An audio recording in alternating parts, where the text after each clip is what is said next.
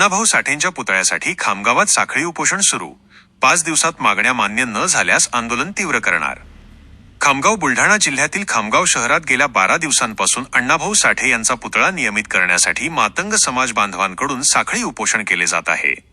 मात्र 12 दिवस उलटून देखील प्रशासनाकडून या उपोषणाची दखल घेण्यात आलेली नाही. विजय अंभोरे यांची उपोषणस्थळी भेट प्रशासनाच्या या उदासीन भूमिकेच्या पार्श्वभूमीवर आज अण्णाभाऊ साठे सोशल फोरमचे अध्यक्ष विजय अंभोरे यांनी साखळी उपोषणाला भेट दिली आणि आंदोलकांशी संवाद साधला. आंदोलन तीव्र करण्याचा इशारा यावेळी बोलताना त्यांनी प्रशासनाला कडक इशारा दिला आहे.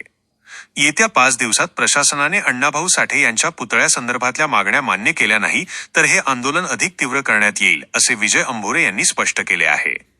आता प्रशासन या इशाऱ्याकडे कशा प्रकारे पाहते आणि पुढील 5 दिवसांत काय निर्णय घेते याकडे सर्वांचे लक्ष लागले आहे. खामगाव शहरामध्ये गेल्या 91-92 पासून मागणी आहे. या शहरामध्ये अण्णाभाऊ साठे आणि लौजी वस्तांचा पुतळा बसवण्यात यावा याकरिता आम्ही अनेक मोर्चे, आंदोलने, उपोषणे केलेले आहेत. परंतु प्रशासनाने त्याची दखल घेतली नाही. ज्या साहित्यरत्न अण्णाभाऊ साठेंनी या महाराष्ट्राचे दैवत छत्रपती शिवाजी महाराज यांना 7 समुद्रापलीकडे नेऊन रशियामध्ये प्रथम शिवाजी महाराजांचा पोवाडा गायला आणि जगाला शिवाजी महाराजांची ओळख करून दिली. त्या साहित्यरत्न अण्णाभाऊ साठेचा पुतळा बसवणे म्हणजे या लोकांना काय त्याची शरम लागते काय? त्यांना काही वाटते की बा अदखल पात्र अशी त्यांनी भूमिका घेतलेली आहे.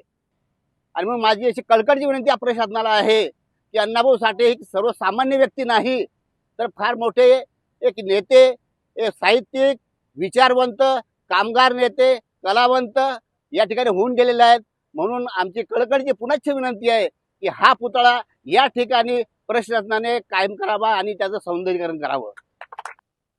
विषय असा आहे की खामगाव येथे साहित्य सम्राट अण्णाभाऊ साठे यांचा पुतळा व्हावा अशा प्रकारची मागणी अनेक वर्षापासून समाज बांधव आणि अण्णाभाऊ साठेला मानणारे अनुयायी करत आहेत. ज्या पद्धतीने पाठपुरावा करायला पाहिजे तो पाठपुरावा सुद्धा त्यांनी केलेला आहे. लोकप्रतिनिधी असतील, प्रशासन असेल, शासन असेल, या सर्वांपर्यंत ते पोहोचले आणि त्यांनी तो पुतळा या ठिकाणी द्यावा म्हणून रितसर मागणी केली. पण पूर्वीच्या शासनाने असेल किंवा आता जे शासन आहे त्यांनी सुद्धा त्यांच्या मागणीची कुठल्या प्रकारची दखल त्यांनी घेतल्या गेली नाही.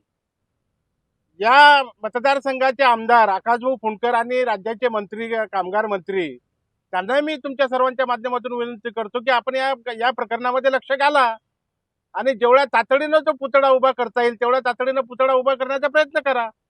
जर तुम्ही केलं नाही तर आंदोलन जर पुढे भडकलं आणि याचे परिणाम जर राज्याला भोगावे लागले तर त्याच्यासाठी आम्ही सर्व लोक जबाबदार राहणार नाही. नाही, आता तर आम्ही साखळी उपोषणाला बसलो आहोत.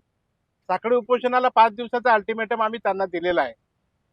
त्यानंतरही ते थांबले नाहीत तर आमरण उपोषण हे मोठं हत्यार आमच्या हातात आहे, त्याचा वापर आम्ही करू.